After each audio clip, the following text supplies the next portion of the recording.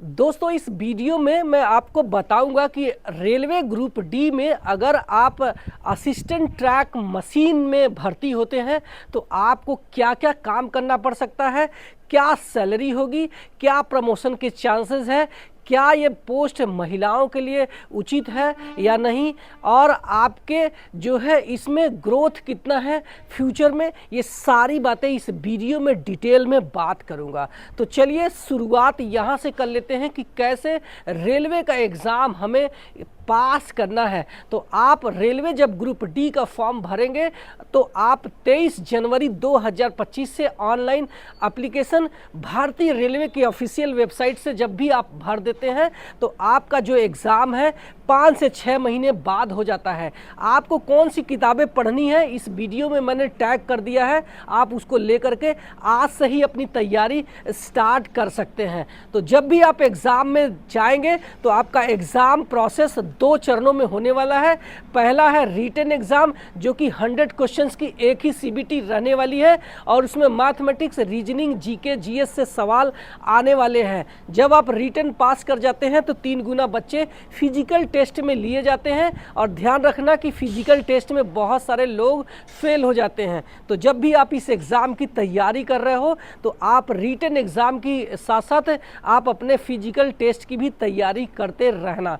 तो जब written exam आप पास कर जाते हैं तो आप फिजिकल टेस्ट देने जाएंगे तो आपको जो फिजिकल होगा 2 टाइप का फिजिकल टेस्ट होगा।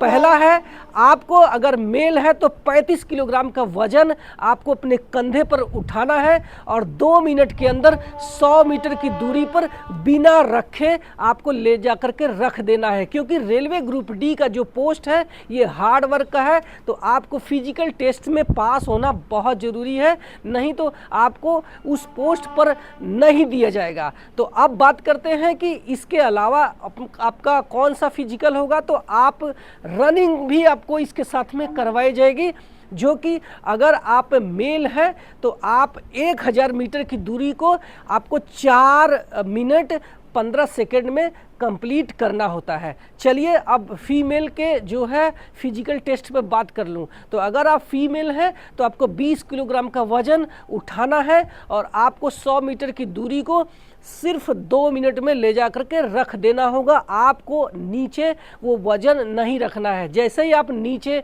वज़न रखते हैं आप डिस्क्वालीफाई हो जाते हैं। अब बात करते हैं रनिंग की। तो जहां पुरुषों को ये दौड़ 1000 मीटर की दूरी को 4 मिनट 15 सेकंड में क्लियर करना होता है, वहीं अगर आप फीमेल हैं तो आपको यही दूरी 1000 मीटर की दूरी को आपको 5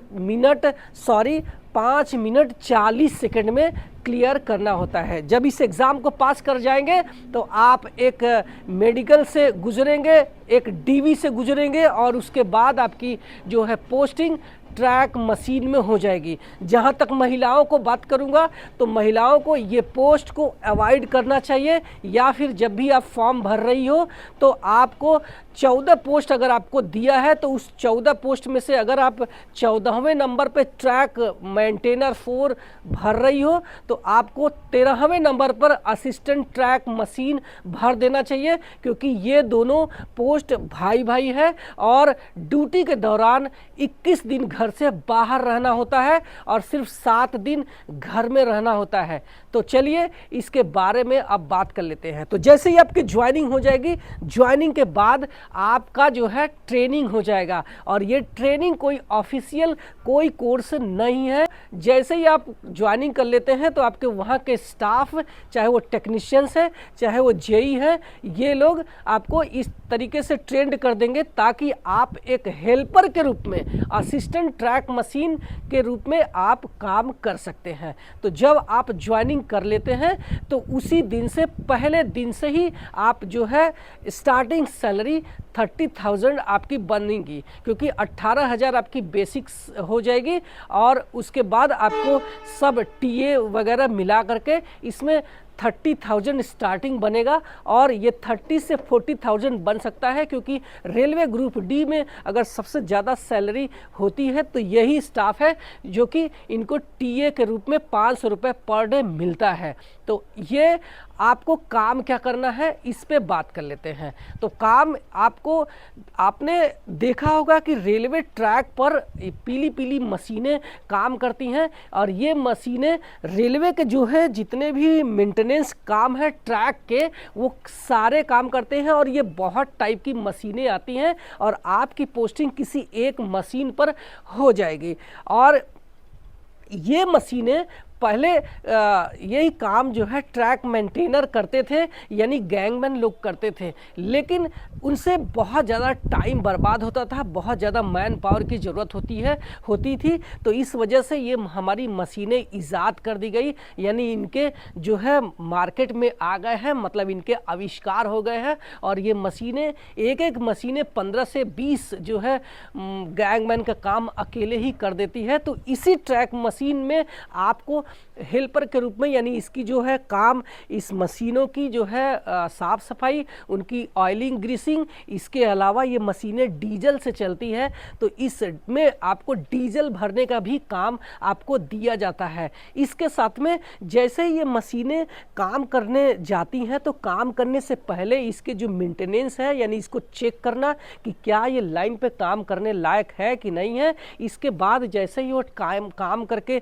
आ जाती हैं तो आपको उसकी मेंटेनेंस यानी उसका भी देखभाल करना होता है। और ज़्यादातर जो ये मेंटेनेंस के काम है ये टेक्नीशियंस लोग करते हैं, आपको हेल्पर के रूप में लगाया जाता है। तो अब बात करते हैं कि ये मशीनें आपको कहाँ कहाँ लगती है। तो आपको बता दूं कि जब भी आपकी पोस्टिंग होगी तो डिवीज़न किसी एक अलॉट होगा, लेकिन आपकी ड्यूटी पूरे जोन में लगाई जाती है। जो लोग नए हैं, जो लोग नहीं जानते हैं, उनको बता दूं कि एक जोन में कई सारे डिवीज़न होते हैं, यानी 4-4, 5-5 डिवीज़न हो सकते हैं। और ये ट्रैक मशीनें एक डिवीज़न से दूसरे डिवीज़न यानी जोन में भी जाती हैं। तो अगर एक बार ये चली गई तो 21 दिन घर से बाहर रहना होता है। तो अगर आपको फैमिली प्यारी है, आपका परिवार प्यारा है, तो आपको ये ड्यूटी ज्वाइन नहीं करना चाहिए। लेकिन अगर किसी को लगता है कि नहीं ये मेरे लिए बेस्ट जॉब है तो अच्छा खासा इसमें सैलरी बनता है, क्योंकि पर डे 500 रुपये आपका जो है ट्रैवलिंग अलाउंस इसमें बनता है। तो अब बात करते हैं कि जब आप इस ट्रैक मशीनों के साथ में चले जाते हैं 21 दिन, तो रहेंगे कहाँ? क्योंकि आपके लिए कोई ये तो है नहीं कि वीआईपी व्यवस्था किसी एक बड़े रेलवे स्टेशन पे ये ट्रैक मशीनें काम करेगी तो आपको रेलवे के बड़े हाउस में या रेस्ट हाउस में रख दिया जाएगा, तो ऐसा है तो है नहीं। जंगल में भी रेलवे स्टेशन होते हैं या जंगल में कहीं हमारी मशीनें काम कर रही है तो हमें वहाँ रहना भी तो है। तो उसके साथ में रहने के लिए आपको इसी ट्रैक मशीन के साथ में एक कोच दे दिया जाता है जिसको हम कैंपिंग कोच बोलते हैं। और आपको बता दूं कि इस जो कैंपिंग कोच में है इसमें एसी तक भी सुविधा होती है। इसमें सारे जो है सुख सुविधा जिसको हम फैसिलिटीज़ बोलते हैं, यानी इसमें सोना, रहना, खाना और आपके टॉयलेट, बाथरूम सारे जैसे घर जैसे उसमें उसी कोच में सारी सुख सुविधाएं बना के रखते हैं। हालांकि खाने का जो पैसा है ये रेलवे नहीं पे करती है, ये आपको अपनी जेब से देना पड़ता है। और उस कैंपिंग कोच में 5 से 7 स्टाफ या कभी कभी 11 स्टाफ भी रह सकते हैं, जिसमें एक एसएससी रहेगा जो सबसे बड़ा आपका बॉस है। उसके बाद में एक जूनियर इंजीनियर जिसको हम जेई बोलते हैं, उसके बाद में 1-2 टेक्नीशियंस रहेंगे और उसके बाद 3-4 खलासी हेल्पर जिसको हम असिस्टेंट ट्रैक मशीन बोलते हैं, ये उसमें रहते हैं और एक साथ में जाते हैं। और वही जो कैंपिंग कोच में जो है जो आपका एसएससी बोलेगा आपको उसी को फॉलो करना होता है। आपको अपनी राय देनी होगी, अपनी जो है नहीं चलानी होगी, क्योंकि वो सीनियर होते हैं और आप बॉटम लेवल के कर्मचारी होते हैं। और आपको बता दूं कि ये ड्यूटी सिर्फ और सिर्फ डे टाइम में होता है, नाइट में बहुत ही इमरजेंसी होता है तभी बुलाया जाता है। और आपकी जो ड्यूटी का टाइमिंग है सुबह 9 से लेकर के शाम को 5 बजे तक हो सकता है। लेकिन आप ये बातें बिठा के रखना कि ऐसा नहीं है कि सुबह 9 बजे से लेकर के 5 बजे तक आपकी ड्यूटी अगर रहेगी तो ट्रेनें कहाँ चलेगी, उसी ट्रैक से तो ट्रेनें चलनी है। तो ऐसा नहीं है, आपकी जो जब तक वो मशीनें काम करनी होती है घंटे 2 घंटे के लिए ट्रेनें रोक दी जाती है, जिसको हम इंजीनियरिंग ब्लॉक बोलते हैं।